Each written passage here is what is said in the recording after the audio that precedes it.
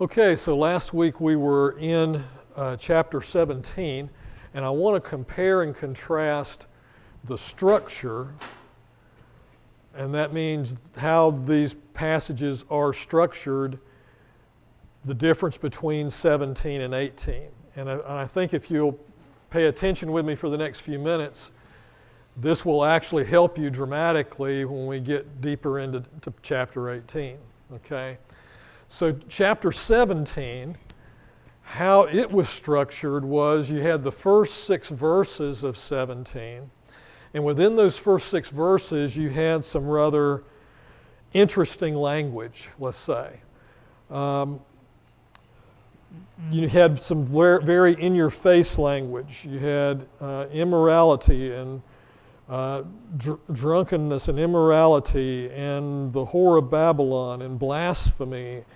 And then you had the woman riding the scarlet beast. So you had all these figures, images, and then all of that was just kind of out there. And if you're not paying attention to the balance of that text, then you don't really know what's going on. Well, in the balance of 17, after verse 6, it tells you what all those things are, right? So tonight, just to give a comparison, what you're going to have is on the front end of 18, you're going to have some very straightforward language. You're not going to have that figurative language and that very in-your-face language, but you're going to have very straightforward language.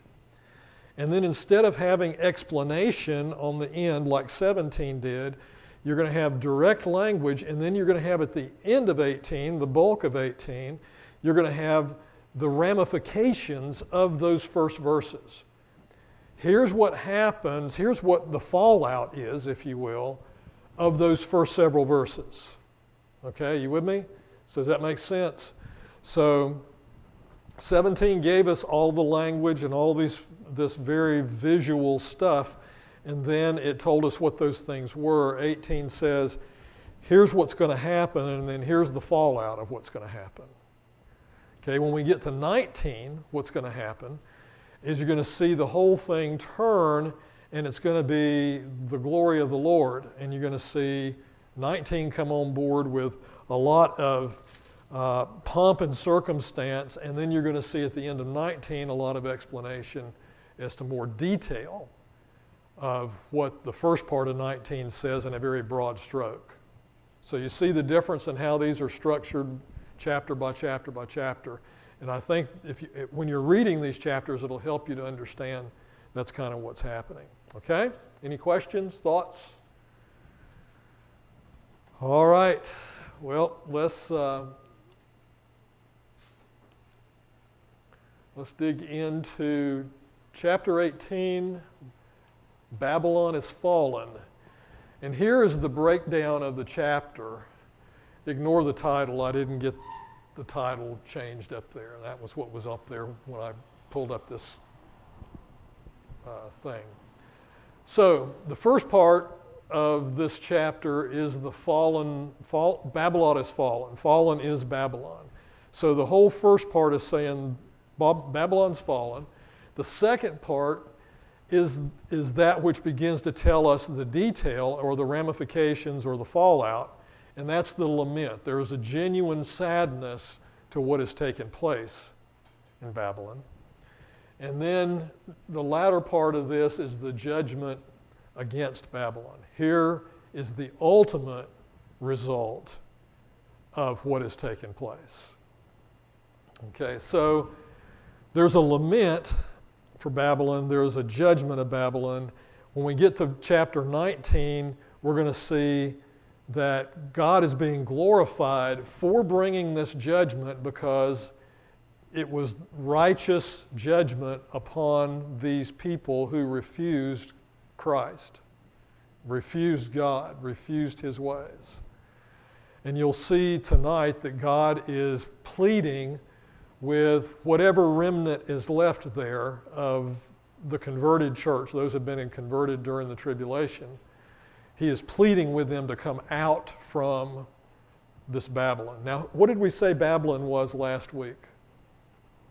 I want to get into a little more detail of this before we dig in tonight. Okay, the world, a little more specific than that.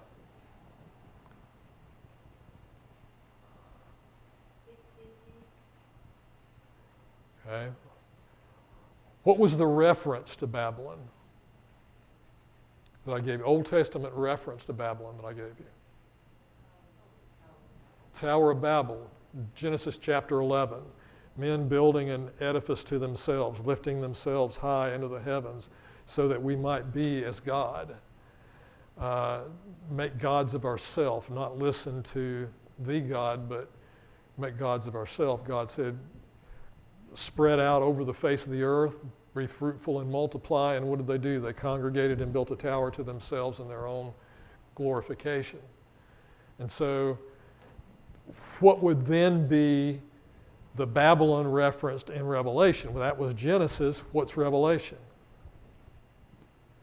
They wanted to be God in Genesis, and it's the same thing here. Only it's Satan and the Antichrist and all of them wanting to be God. Okay. Even more than that, and we talked about this last week, it's false religion. Because that's the hook in our world, to hook people and bring them into the very kingdom of Satan and his work, is a false religion.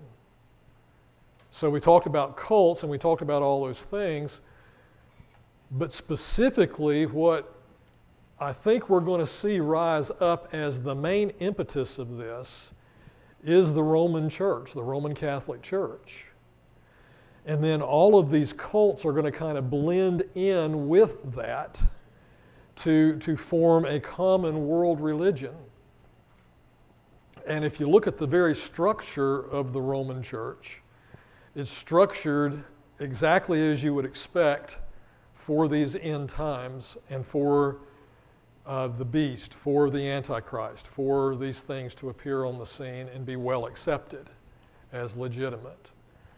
So we see why we need to have an answer for those that we love and care about that are hooked in with the Roman Catholic Church, with the other cults of our age, because all of that is going to be one fusion of false religion in the end when the Antichrist raises up and says, you must take the mark of the beast if you're going to buy and sell. You must do these things. There's going to be a fusion of all of those religions that will make anything today look weak by comparison. Okay, thoughts or questions? I just want to mention something. The St. Paul's Cathedral in Rome has the shape of a crowned serpent, and the ways which go to the government house of the Vatican is like a split tongue. So actually it's in the architecture, is what you were just talking about. And also the place is part of that. It's kind of the keyhole because you have to turn around again to be whole and holy. So it's very interesting. And even the altar inside is very interesting. It's a sheep, actually. And it's many other depictions. And it's all in the architecture. Yeah, you see this played out in a lot of different ways, and so I believe a lot of things that we're seeing culturally, books that are being written, all of those things will kind of fuse together. I've got a fly really just giving me a hard time up here. Kind of fuse together and will suddenly be revealed to be glorifying of the Antichrist. That won't be evident on the front end, but will become evident as time goes along. So, Babylon is the focus tonight, the fall of Babylon, the lament, and the judgment. So let's get into the text, and we're going to hope to get all the way through chapter 18 tonight. The first 8 verses are the things that are going to happen. The verses after verse 8 are sort of the implications or the ramifications, the fallout of what's going to happen in the first 8 verses.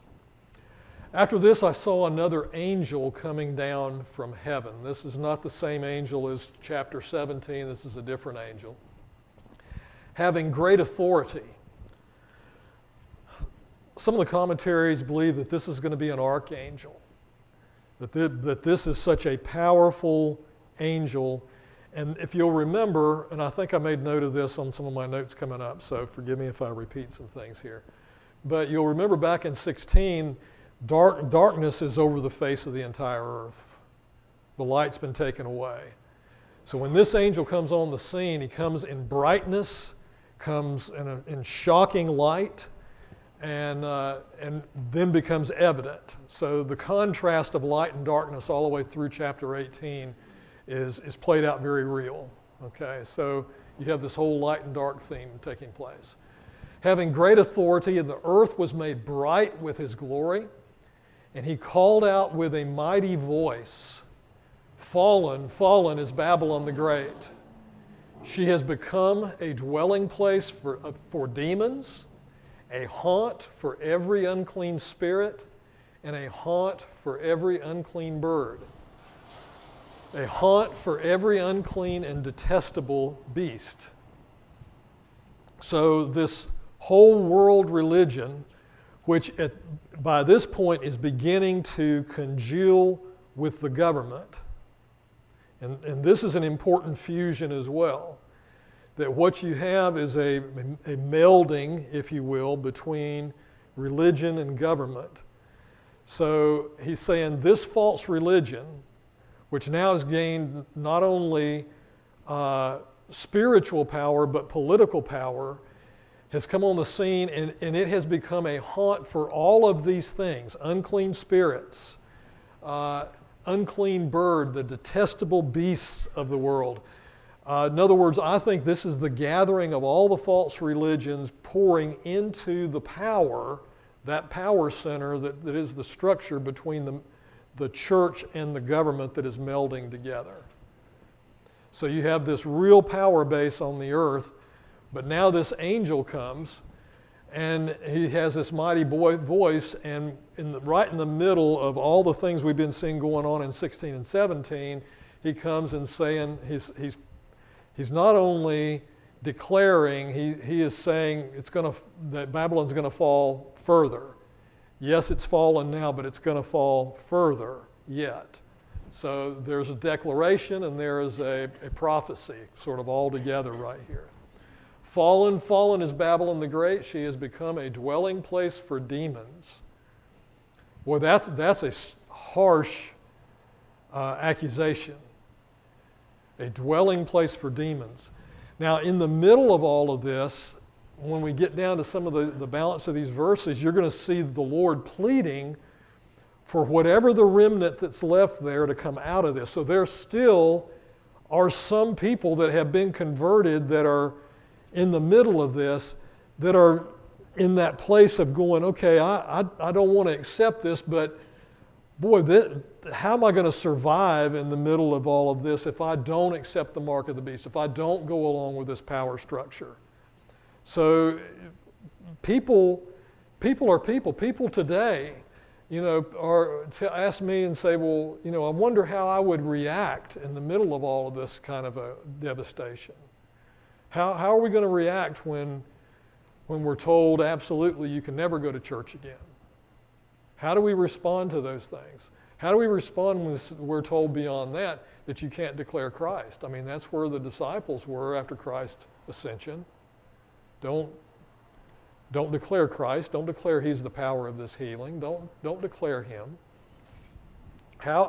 Well, these people are going through worse than all of those things that we might imagine for ourselves right now. And so they're struggling between what they know to be true in Jesus and the struggles of this world, which are very real.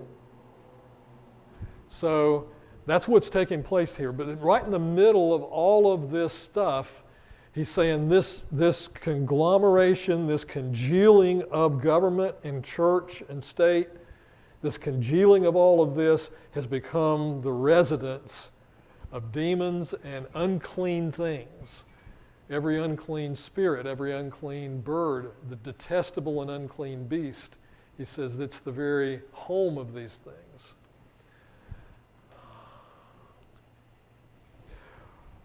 For all nations have drunk the wine of the passion of her sensual immorality. Sensuality is coming back into this again. We saw last week that Babylon was called this world religion was called a whore, or a dishonorable being, is what it's related to. And so this sensuality can be more than just sexuality. It is a drawing in. It's being so attractive, this sinful way is being so attractive that it's being compared to sensuality. And this sensuality is drawing them in, and it says that this whole thing is immoral. It's being propagated as religion, it's being propagated as truth, it's being propagated as a God, but it's so sensual and so attractive that people are being sucked into it. It says, and the kings of the earth have committed immorality with her. In other words, the world leaders have done this. The world leaders have accepted this false religion and are really looking forward to this congealing becoming more real, more powerful. Yes? Yes, Babylon, the false religion is compared to a harlot. Yes. So the whole world religion has become sensual, it's drawn people in, and he's saying it's immoral. One translation, I think, says it's an abomination. And it says here it's Fornication, fornication. yes, another good translation. It says, and the merchants of the earth have grown rich from the power of her luxurious living. Here's another draw, is the wealth that's there. So there's power, there's wealth, there's sensuality, there's acceptance, there is a congealing of the world religions to say, can't we all just get along? So all of this is coming together in a way that there's a huge power source in every facet of power: wealth, political power, religious power, spiritual power. Don't think demons don't have spiritual power and Satan doesn't have spiritual power. There's a very real power here that's part of the spiritual world. So all of that is very, very strong. And then in verse 4 it says, then I heard another voice from heaven saying, come out of her, my people. Her being the harlot. Come out of her, this Babylon, lest you take part in her sins. In other words, remove yourself from this temptation. Isn't that what we're taught all along through both the Old and the New Testament, is just to remove ourselves from the temptation? Get away from that? Boy, that thing is really... Can you all see this thing? Man, he's aggressive. So, is Babylon the way it's being used here, kind of as, symbolic or whatever, the entire world? Is the world order as it is at that point, or is it Well, it is the entire world system, and the world system has become both political, business, religious, and all of that is congealed into this power source. So as I said, you have financial strength and power, you have political power, you have military power, you have spiritual power, and all of that has come together in a very, very seductive temptation. And so when this angel comes and this other voice from heaven comes, they're saying, come out of here, my people. Don't allow yourself to stay there and be tempted any longer. And of course this is a temptation. Because this is the only place you can have any semblance of quenching your hunger, quenching your thirst, quenching your desires, having safety, apparently having physical safety. So all of that, you're appealing to somebody's basic needs, right? But also offering them more luxurious living, it says. Right? So is all of these different powers put together somewhat, I mean, not literally, but somewhat in a central location-ish? I mean, Geographically? yeah. Well, you realize that ultimately the big battle is going to be fought at Armageddon. And so you're right there in the whole Jerusalem, Israel area that a lot of this is going to come down. But this is a worldwide system that is going to have many antichrist, many governors. So under the Antichrist, under the beast, there's going to be an entire world system that's very tightly held and tightly controlled. And so that's one of the reasons we're warned against all the way through in the teaching of young Christians is against a one world system. That we have to be very, very careful that leads to this kind of thing. So the warning is, and the last appeal here is, and this I've been saying since about chapter 16, this is the last, the last hurrah. Well, 16, 17, and 18 really meld together to give us a lot of detail of what began in 16. So this is really the last hurrah. And one of the things that's happening here is this voice comes from heaven and says, "Come out of here, my people. Come out of her, my people, this harlot, this world system, lest you take part in her sins, lest you share in her plagues." So you take part in her sins, but the ramification of that is there's going to be plagues upon you if this is what you choose to do. So this last appeal here is this voice from heaven saying, "Come out." This really is the final warning here. Okay, verse 5. For her sins are heaped high as heaven, and God has remembered her iniquities. Pay her back as she herself has paid back others, and repay her double for her deeds. Mix a double portion for her in the cup she mixed. As she glorified herself and lived in luxury, so give her a like measure of torment and mourning, since in her, the harlot, in her heart, she says, "I sit as a queen, I am no widow." In other words, I'm not dependent. I'm not dependent on anybody. I'm not dependent on God. "And mourn, I shall never see." Mourning, I shall never see. She said, "I don't need to mourn. I'm not going to be sad here. I'm not going to lose this battle.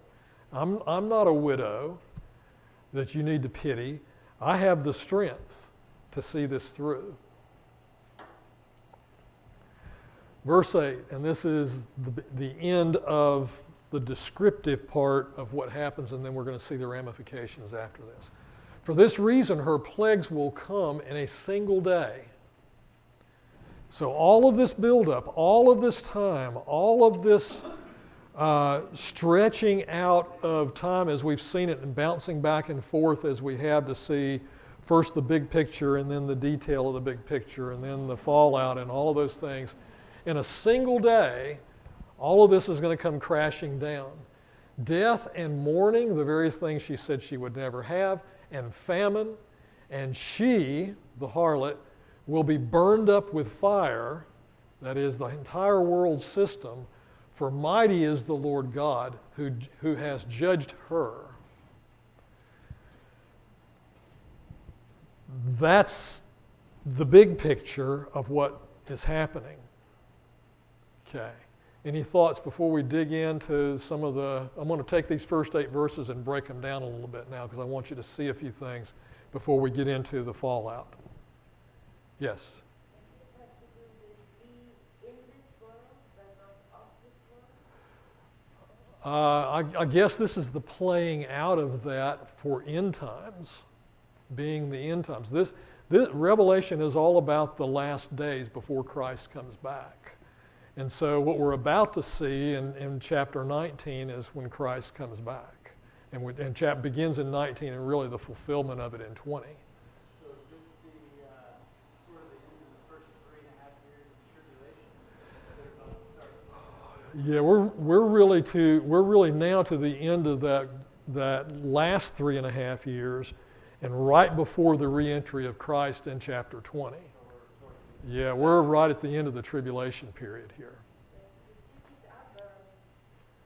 Yeah, he's telling us what's going to happen. The whole world is going to be burned.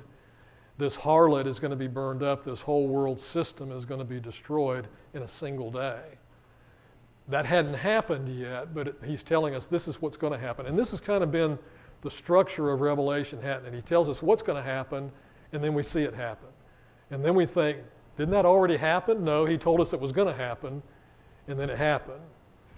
Okay, so the same kind of thing is happening here as well. All right, yes, Carol. Something an interesting observation here, I think it was on the screen, about paying your back double. Yeah. I thought, boy, that is a 180 from how we're taught all along. This is definitely Yes. Well, but okay, we're going to get to some of the detail of that. Just to kind of give you a foreshadowing of what I'm going to get into in a minute, is that the cry there is calling upon the Lord to bring this destruction. Never is the voice from heaven calling on the people of the earth to bring about her destruction. It's always, vengeance is mine, saith the Lord. You know, I will take care of my people. You need to listen to what I'm telling you, but I will take care of my people. But this vengeance, this final battle, it's the Lord's. Now, there'll be others, there'll be the army that comes back with the Lord, but he doesn't need an army to fix this. And he says the whole thing's going to be taken care of in a single day. Okay, let's look at some of the, come on. Oh boy, there we go. All right, so verse 1. After this I saw another angel coming down from heaven, having great authority, and the earth was made bright with his glory. So the earth is illuminated with the glory of this being. The fifth bowl back in chapter 16, verse 10, will have plunged the world into total darkness. So there is no light, and then suddenly the brightness of this being comes on the scene, and it paints a vivid contrast. You know, we often say, well, light never shines brighter than in the darkness. Well, this has been a total darkness of the earth, and now this being comes on the scene and illuminates everything. Against that backdrop, the sudden blazing appearance of another angel, not the same one as in 17, will certainly rivet the world's attention on him and his message of judgment on Babylon. Now, it's interesting to me that even with this dramatic entry, this obviously miraculous entry, and the pleading to come out, I mean, we've said this all along, it's remarkable that everybody doesn't come out. But we know that's the nature of man's fallenness and the attractiveness of this fallen world system. It's very, very attractive. And so the whole power structure, everything has sucked people right in. Verse 2, and he called out with a mighty voice, fallen, fallen is Babylon the Great. She has become a dwelling place for demons, a haunt for every unclean spirit, a haunt for every unclean bird, and a haunt for every unclean and detestable beast. This fallen is the great Babylon is, and we see this is echoes from 14, and if you want to go back and do a cross-reference in the Old Testament, look back in Isaiah 21. The verse from which the words come is that Isaiah 21. The Greek text views the results of this as if they have already taken place. We just talked about that. But the seventh bowl is being referred to here as it has yet to come. So it's like you're being warned this is about to take place, and then it's gonna take place. When it comes, devastation and a total annihilation will take place, leaving the place to the demons.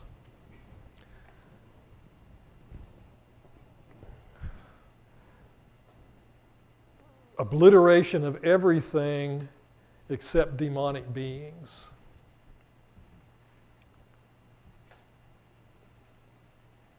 Okay, verse 3. For all nations have drunk the wine of the passion of her sensual immorality. No nation has been spared. Carol was making the point there is a central place of this, that this is taking place, but the whole world is being affected by this. Every nation has drunk of wine of her passion and her sensual immorality, and nobody has been spared. The kings have been sucked into this. You would think, well, maybe there's a king that already has enough power. No, they're out for more power, more wealth, more security, greater acknowledgement of themselves. This is where wanting to be their own gods really plays into the human fallenness. And have committed immorality with her, that is the whole world system, including this one world government, one world system that involves religion at the very peak of it. And the merchants of the world, in other words, the whole area of commerce has been sucked in by this and grown rich from the power of her luxurious living.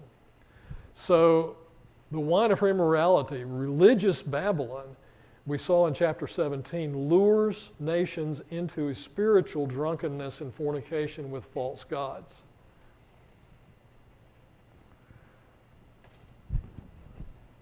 We see how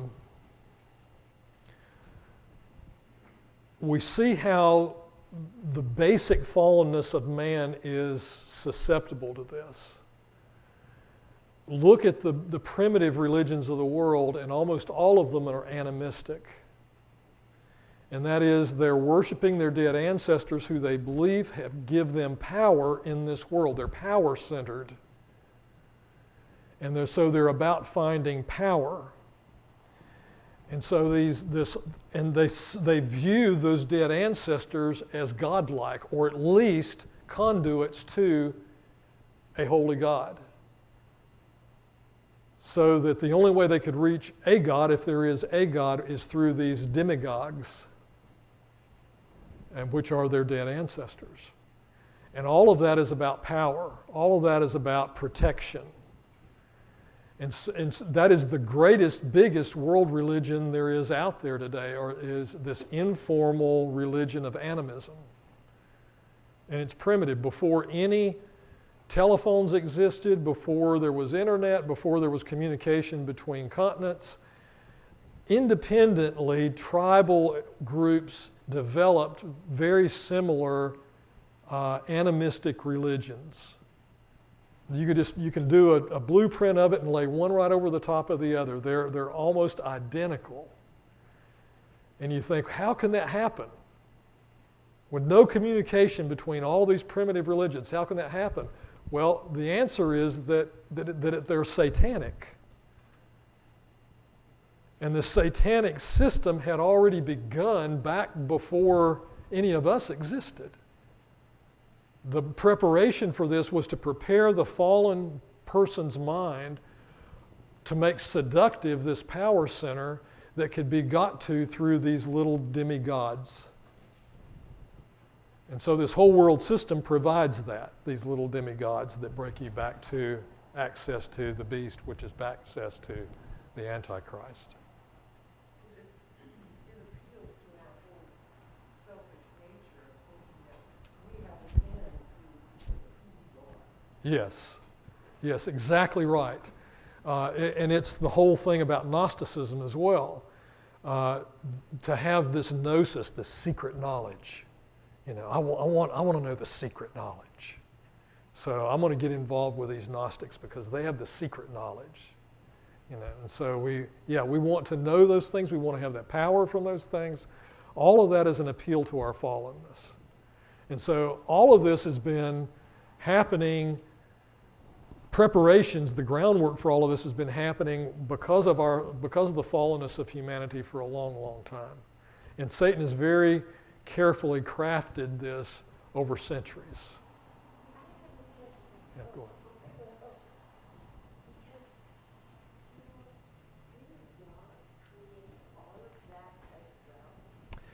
Yes, God created everything according to Genesis, and he said as he created each day, he says it was perfect and it was very good. Then man fell. Man chose to sin.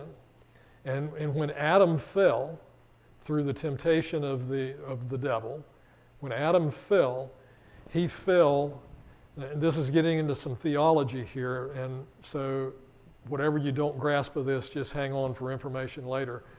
When Adam fell, he fell as the federal head of man, which means that everyone that would be born of his loins would be born with the sin that he committed.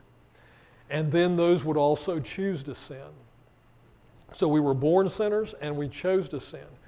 God gave us free will and choice because he is a God of love, and the only way that we can love freely is to have genuine free will. But that also means the free will to choose to not love him and to not listen to him and to sin. And man fell, and in that fallenness, all of humanity fell. Indeed, all of the universe fell. Which not just human beings, the whole universe, creation fell. I mean, think about it before, yes, sir? Go ahead, I'll wait till you're done. I got a question. Before the fall, the lion was laying down with the lamb. Right? There was no fierceness, there was no animosity between species, there was none of that. There was no dependence on killing something else for that. And then where was the first murder? The first children. One brother murders another. Yeah, so yeah. See, logically, God created everything, and there was nothing before creation. Doesn't it follow that he would have had to, and I know this can't be right, but would he not have had to create evil as well? Okay, remember what we've talked about that evil is. The absence of, Okay, it's the absence of the good. He created the good, and what man did is chose to remove what God said do. He said, this is the good, and when you live absent of this good, which is your free will choice, did God create a world where evil was possible? Yes. Did he create evil? No. Evil is a privation of something, and you can't create a privation. You create something that's substantive, even if it's a spiritual thing, you create something that's substantive. It's not a privation. Man chose to make privations in his own life. And so there is certainly a philosophical argument, well then, God had to create evil. Well, no, he didn't create evil. Number one, evil is not creatable. It's a privation. And number two, God created everything perfect and then gave man the ability to choose good or evil. so this is kind of a proper oversimplification, right? I like simple. Okay. So, could one say that satanic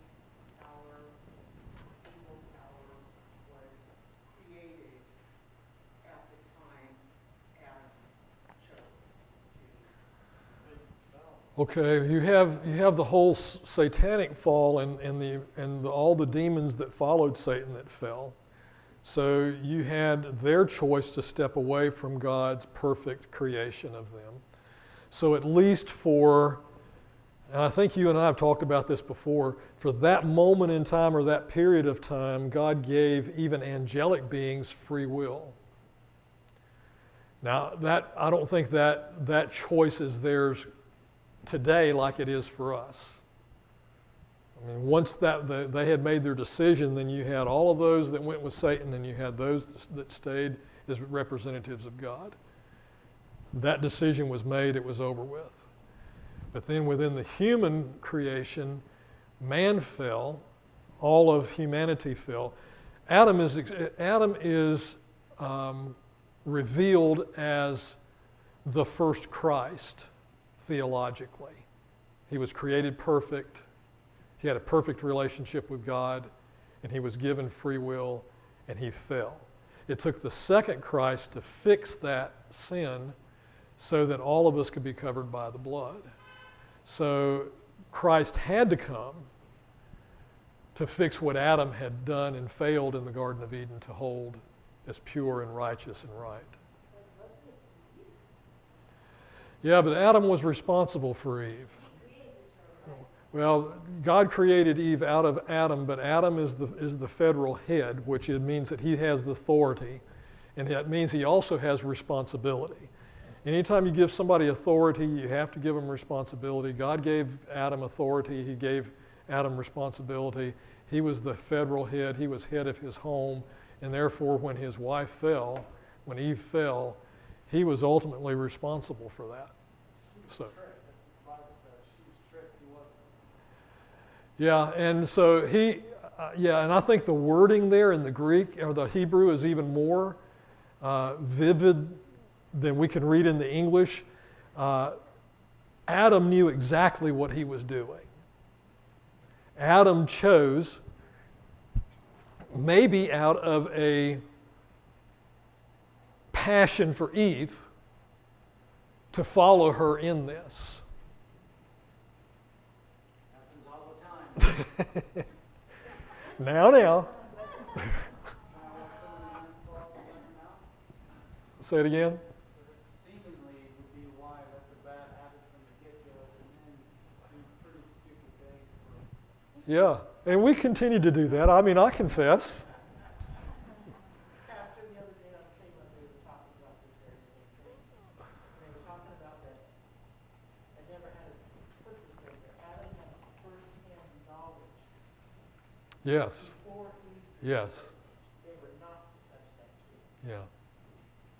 So she had a lesser knowledge, but he had first-hand knowledge Yeah. of God. And we expect at least that he had relayed that to Eve as well, because she was tricked, but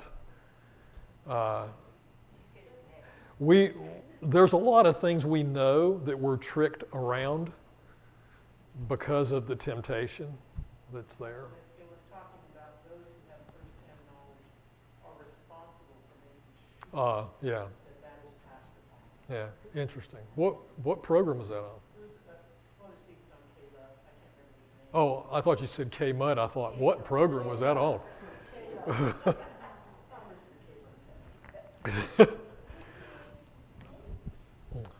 Well, the serpent was actually an angel of God. Satan himself was an angel of God. And Lucifer was the most attractive of all the angels. And so when he chose to fall, God reduced him to being serpent-like in the garden. Yeah. Were they, when did the angels collectively get created? Or were they, where in the creation story did they paint the picture Okay, well, of being just like God? how quickly does Satan come on the scene? And you're very early in Genesis. So we have to understand that they were already created at that time, and Satan had already fallen at that time. So he was on the scene very early. Okay, we're a little off cue here, but this is good. This is interesting. I like this. Okay, so let's. Come on, don't do that. Number 4. Where are you?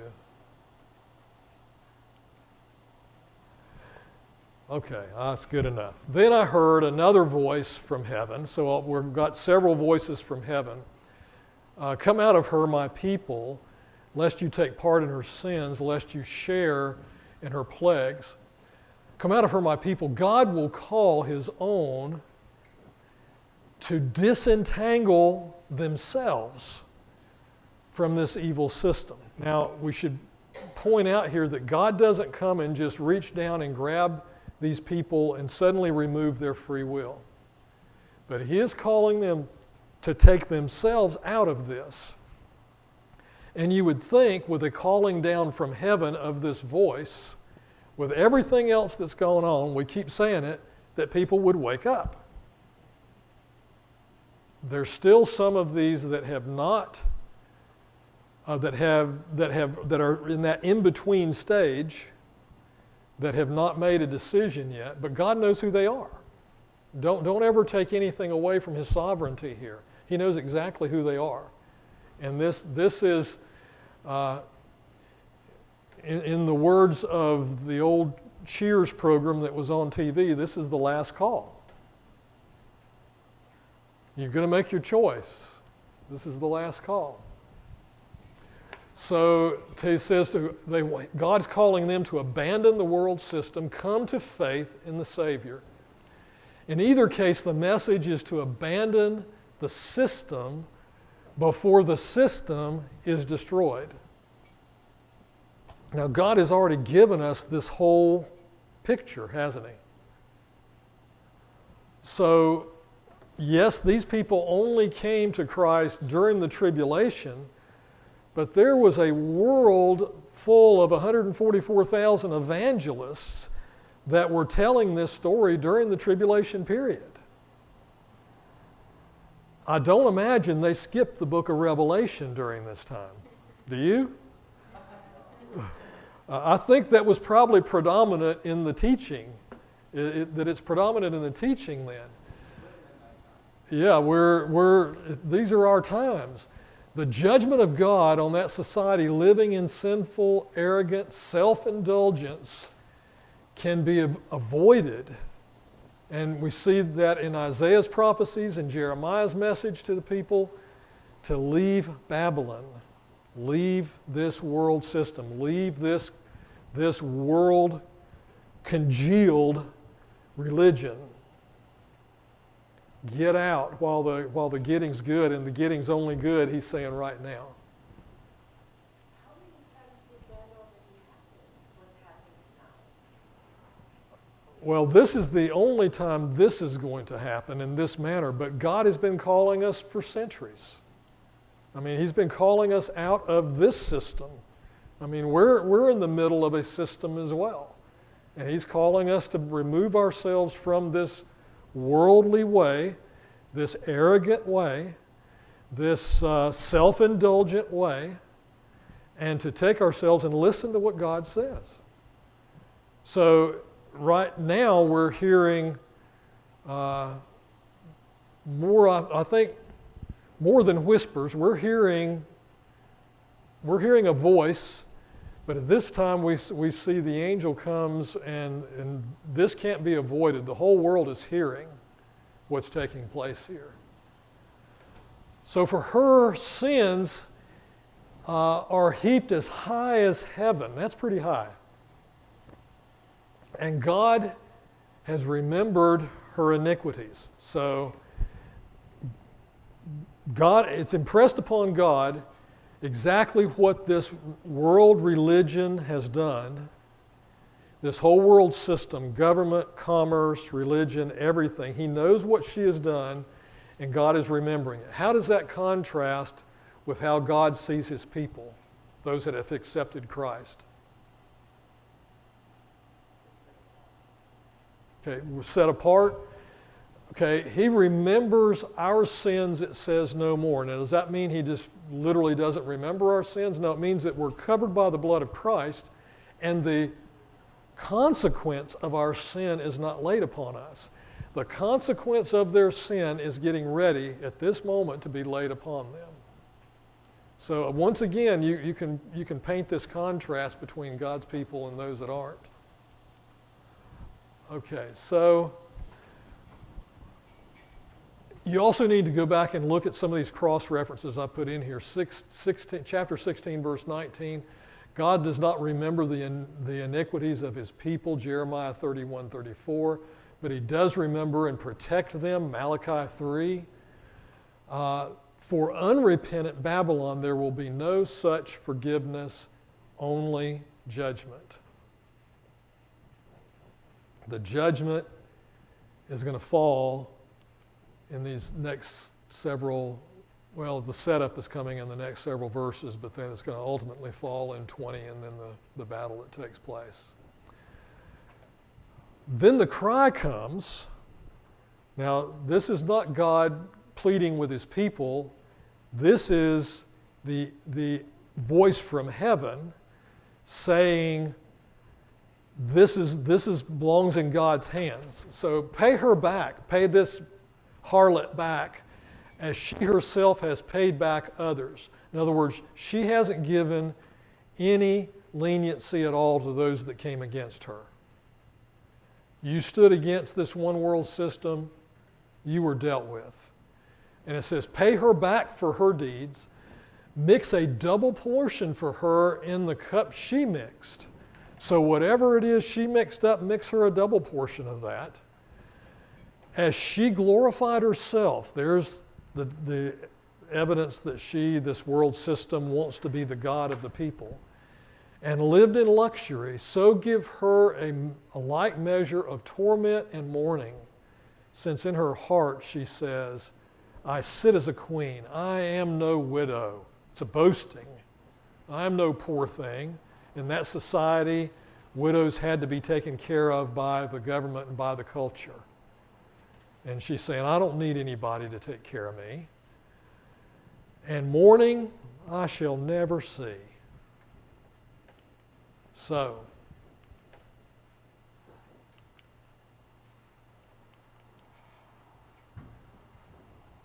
I don't know why this thing is acting especially heinous tonight. Okay, double has a sense of fullness or overflowing. I think some translations actually say a full portion.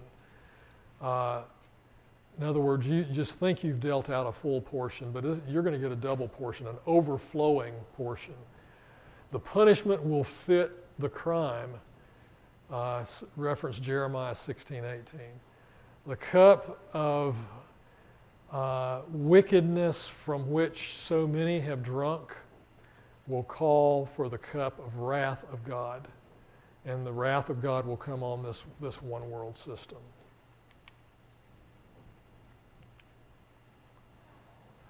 For the plague, for this reason, her plagues will come in a single day, death and mourning and famine, and she will be burned up with fire. Mighty is the Lord, her judged. In one day, I mean, think about all the buildup we've had to all of this. The entire history of the entire universe is being culminated in one day. Special judgments on Babylon take place in a brief period of time.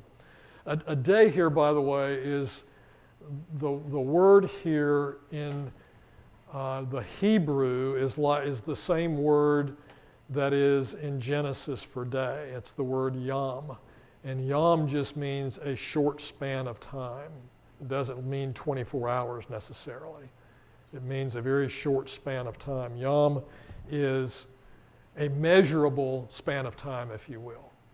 Now, short in God's eyes, I don't know what that is. Short in God's eyes can be 1,000,000 years, but certainly we're given the sense here it's a very, very short period of time because this comes right at the end of the tribulation. The tribulation is only 7 years. This is going to come in a yom. The special judgments on Babylon take place. Look at Daniel 5:30, and it records Babylon of old fell in one day. with her plagues.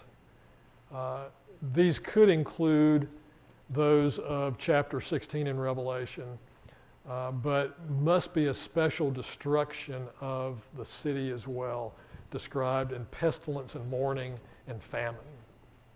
So whatever this is, whatever this short span of time is, it's quick.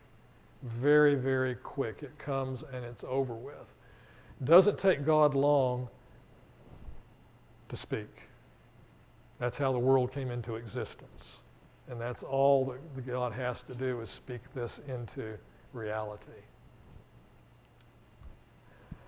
And the kings of the earth who committed sexual immorality and lived in luxury with her will weep, and they will wail over her when they see this smoke. Now, this is starting in verse 9. So now we're going to see the fallout from what we saw in those first 8 verses. And I'm just going to read straight through this. We're out of time for tonight. But I'm going to read the rest of this chapter because I want you to see what the ramifications are. All right? So let's just read straight through. And the kings of the earth who committed sexual immorality and lived in luxury with her will weep and wail over her. In other words, they're mourning the death of this harlot beast that's been created in this one world system. And they see smoke of her burning. They will stand afar off in fear of her torment and say, "Alas, alas, you great city, you mighty city Babylon." And the merchants of the earth will weep and mourn for her, since no one buys their cargo anymore.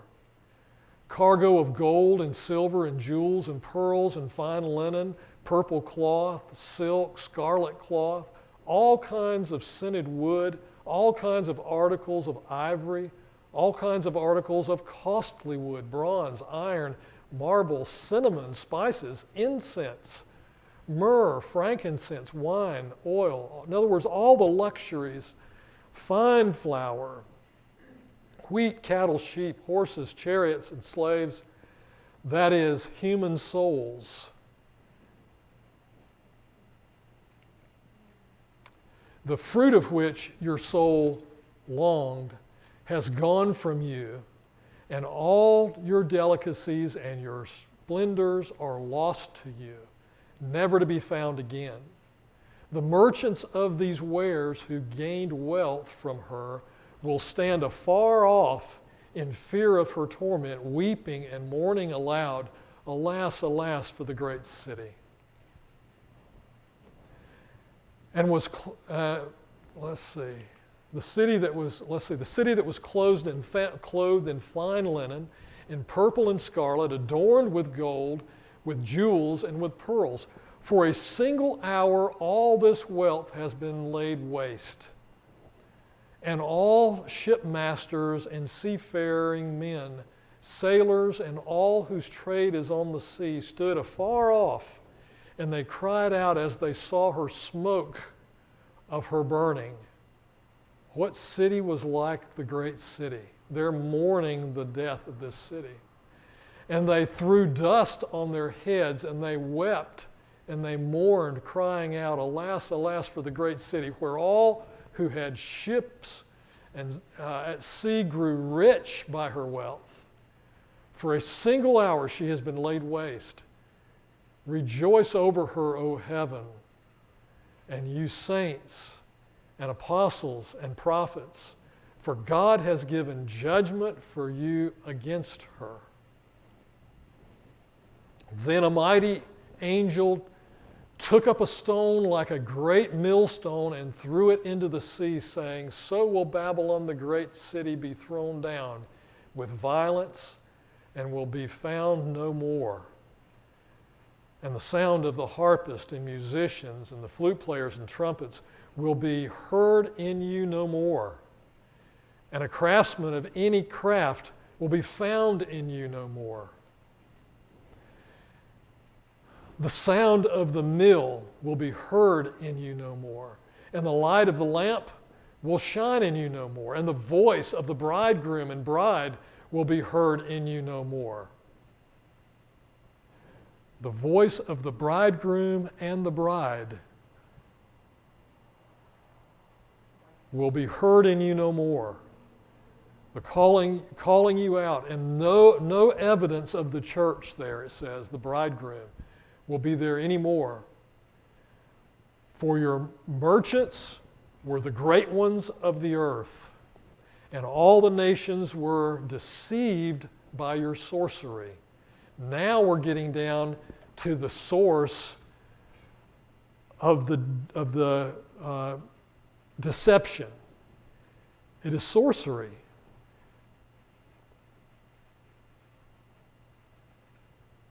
It is witchcraft. And he's saying, he's tying to these world religions witchcraft, sorcery. And in her was found the blood of prophets and of saints. You've heard the saying, that person has blood on their hands. He's saying this whole world system has the blood of the saints and the blood of the prophets on it. And all who have been slain on the earth, the blood of them is on it.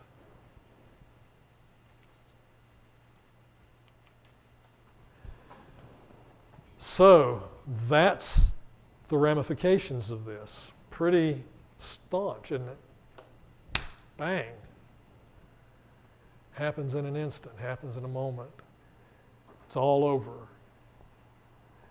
Warning after warning after warning. And in 16, we were told this is it, man. You got to make your decision now. And then we go through 17 and 18. We see all of that play out that was warned about in 16.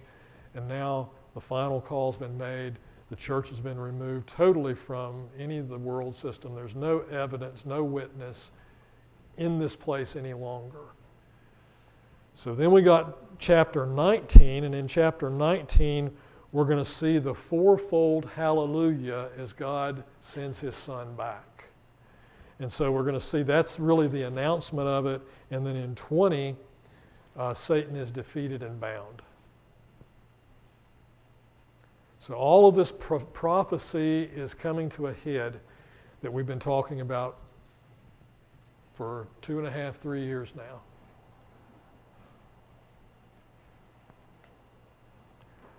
All right, any other thoughts, questions, comments? Prepare yourself for 19. We'll be there next Wednesday night, right here, same time, same place. Sure.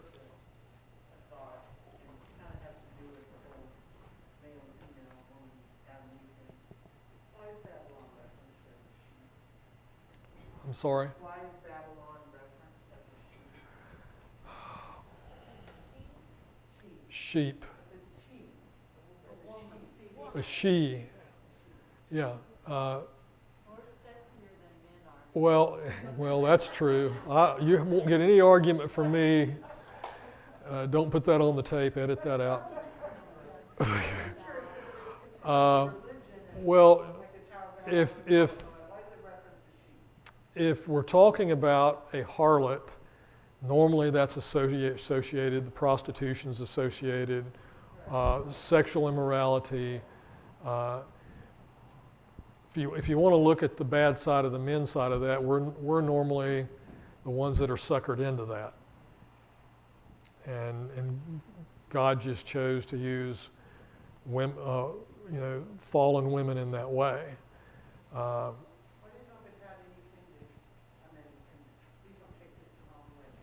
God calls us the bride, church is the bride. Church is the bride. So I don't know if that. Well, that's an interesting thought too, because the bride is the pure bride of Christ. The bride of Christ is the pure bride of Christ.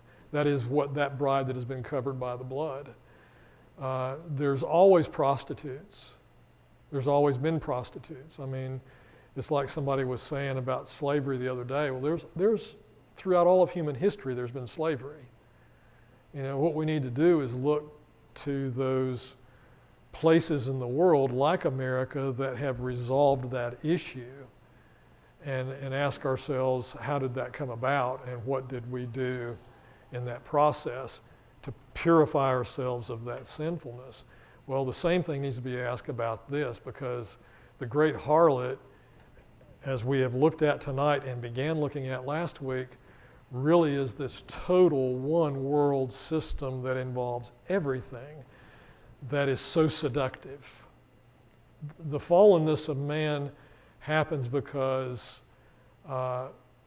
seductiveness is available to us. The things that are seductive are available to us. But that's part of the nature of true free will. God gave us all of these good things. The perversion of those good things is what Satan does. I mean, what is prostitution? It's the perversion of the sexual act God gave to one man and one woman in holy matrimony. And Satan has taken that and perverted that into something that is seductive and evil, sinful in every way. So, and that's all that Satan does. He removes that thing which is the very heart of the goodness of the thing, which is what sin is the privation of something. He takes that good, the core good, out of it and says, look at this, doesn't this look good? That's what he's done throughout history. And it doesn't matter if it's sexual things or if it's money or if it's power in government or whatever it is. When you remove whatever the good is, you're left with the possibility, at least, of that which is evil.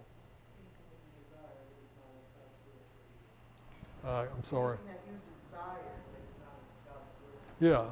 Well, if it's not the perfection in which God created it.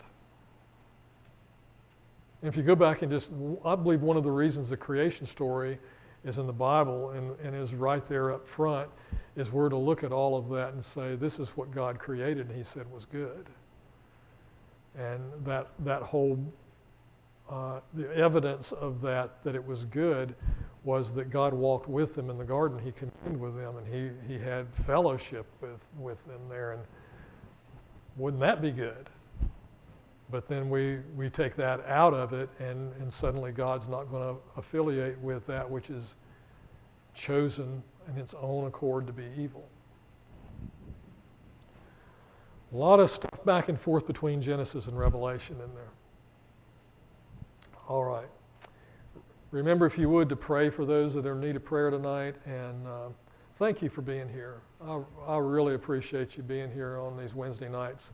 This has been, I think, a good study. I hope what you've got out of this is the glory and power of God and how much we can trust Him. He is a good God. And when we get to 19 and we start going, here's the fourfold hallelujah, here's the coming of Christ, here's the marriage of the Lamb that's taking place, and we get to this one verse down here, and I think of our buddy, lived with us for a number of years.